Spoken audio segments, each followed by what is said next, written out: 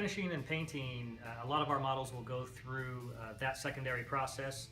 Typically, clients will ask for that when they have a need for a marketing study, or they've got a more formal, photo shoot or something like that, where they want the part to look like a production piece.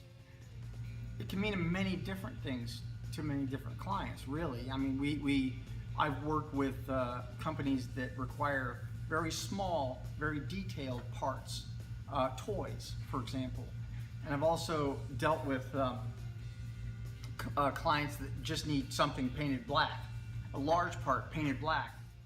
The capabilities that we have in our finishing department are actually quite wide. I would say most parts that we do for clients are a single color here, or maybe we'll mask parts off and do multicolored things.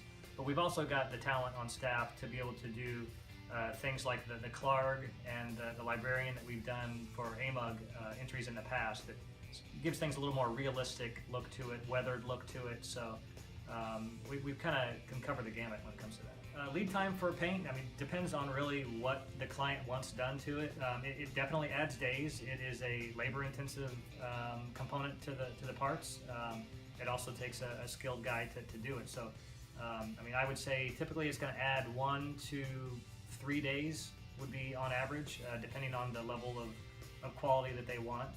Paint does have to dry as well, so we also need to run into or take into account, what time of the day we paint a part, and if we're able to ship it that same day or not.